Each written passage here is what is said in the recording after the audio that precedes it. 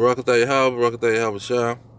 Now you look at 2 Thessalonians, the second chapter, and you read verse 3. It says, "Let no man deceive you by any means, for that day shall not come." Meaning, in verse 1, he was saying by the coming of Christ was going to come.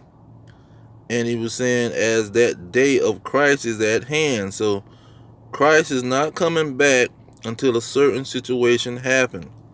Okay, back to verse 3. "Let no man deceive you by any means, for that day shall not come." Christ shall not come back except there be a falling away first. The falling away was the children of Israel knowing who they were and going into captivity once again, cementing the fact that they wouldn't know who they were. And he says until that situation happened, and another one, and the man of sin be revealed, the son of destruction or perdition. Now, it talks about how this man would put himself up as God and make himself as God, but it gives some more details when you get to verse 8. Verse 8 says, this is all in 2 Thessalonians, the second chapter. Verse 8 says, "And then shall that wicked," you see, he put that wicked, not the wicked, but that wicked. It's a specific wicked, "be revealed."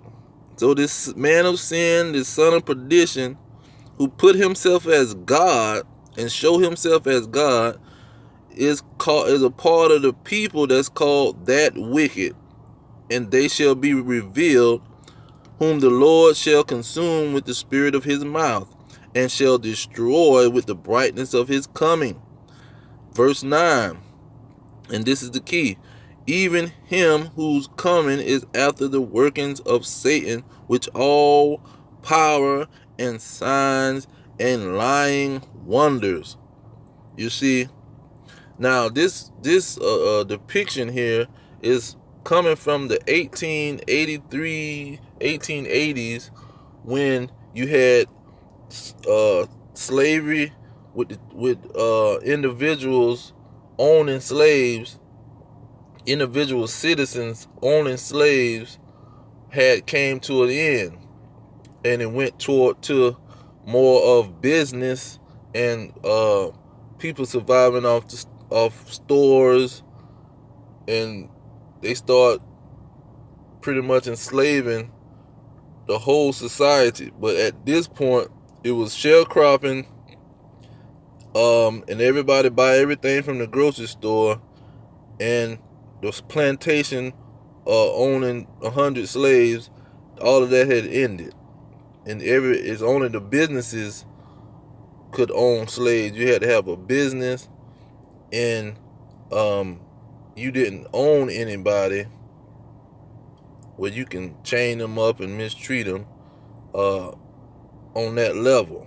So these individuals, Negroes, they was becoming politicians. They was getting into politics. They was running for office, getting seats in the politics. And so what happened was, the people in power, they said, "Hold on, wait a minute. We can't have these Negroes ruling over us. What's wrong with y'all? Y'all don't understand what's really going on.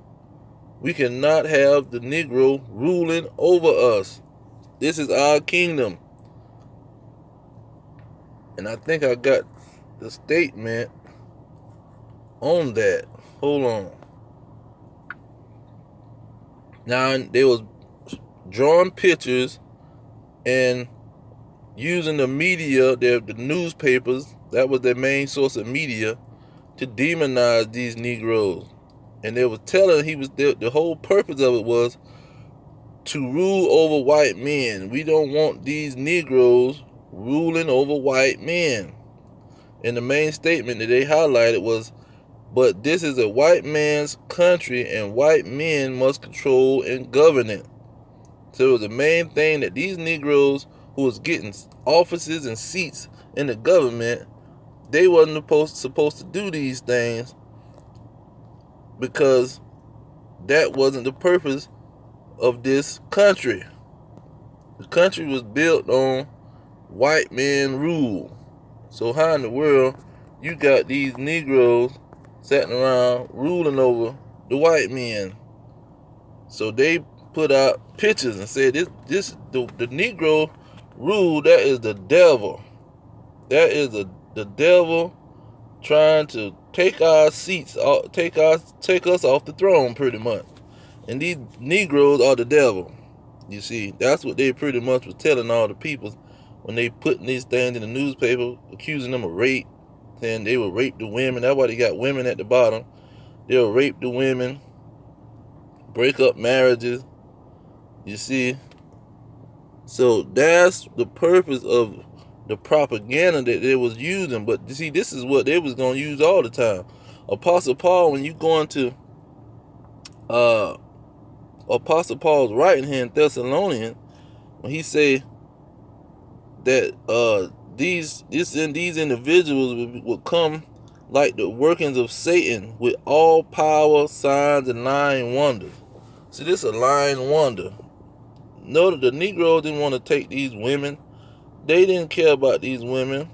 They was just wanting to be politicians and have a say-so of how things was organized in the society.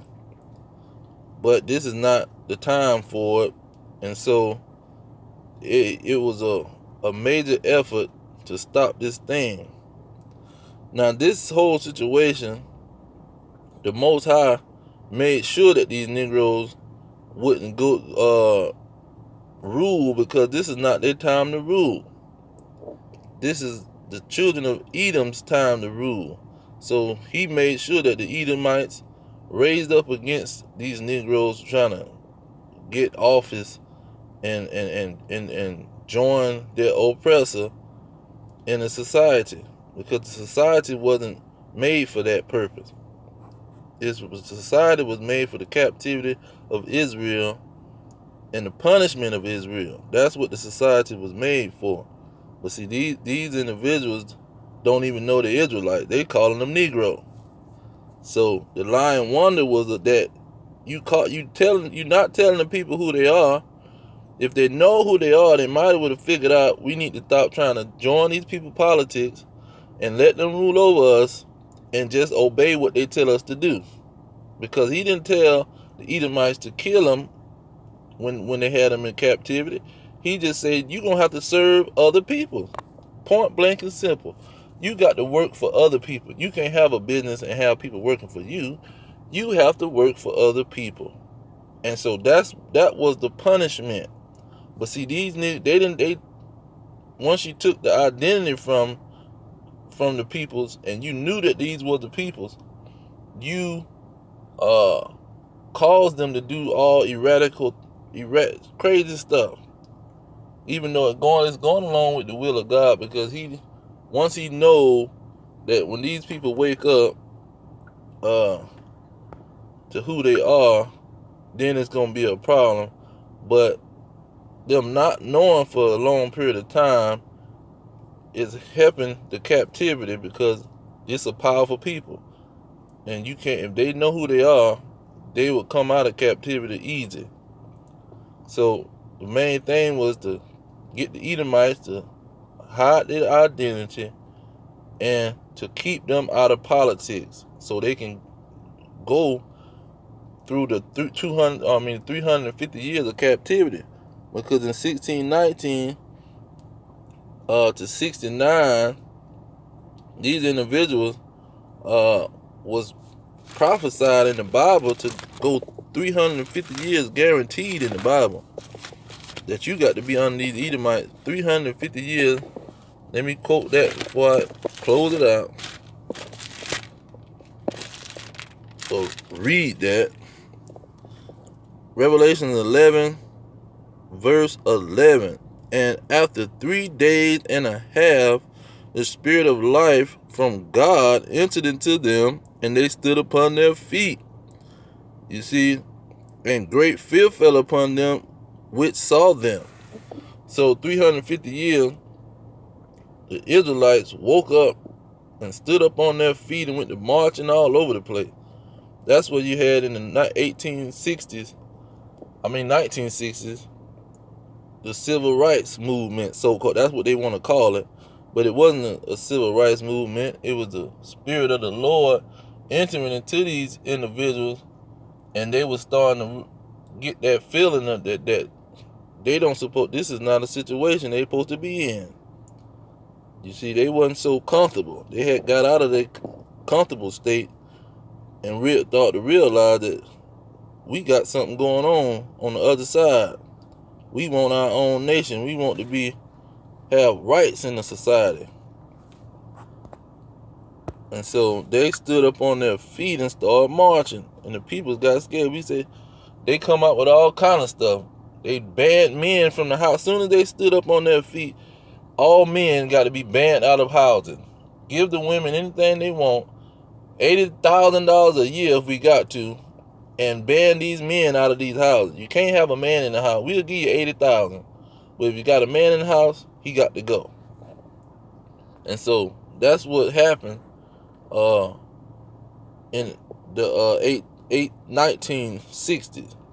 But if he wouldn't have let these Edomites tell us who we were and let us get into politics, we wouldn't have served out our 350 years and 400 years plus of a punishment that he was telling us we was going to do through all the prophets, Jeremiah, Isaiah, Ezekiel.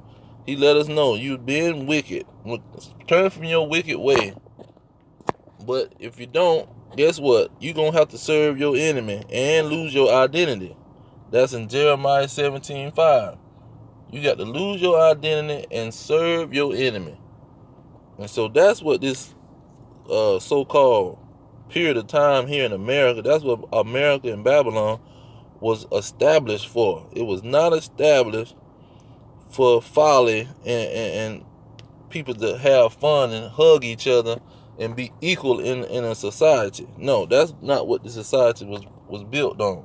It was built on the punishment of the Israelites and the promise that the Edomites had from Isaac, and he told them that they, when the Israelites took the yoke off their neck, that they would have dominion over the earth. That's what they blessing. So it was the ending of their blessing, pretty much. And so while they was enjoying the ending of their blessing, living out the rulership, the Israelites was living out their end of their punishment at the same time. And so both of them was going to end, and the Israelites was going to begin. That's why he told Rebecca that the elder would serve the younger. And so this is the period of time now that the elder is finna serve the younger and going to captivity like the Israelites went into captivity. I'm going to leave it there. All praise to Yahweh, Hashem, Yahweh Shah, by Hashem and Kakadash. Double honor to the elders pushing the truth. Peace to the elect worldwide. Hope the lesson was edifying. And Shalom.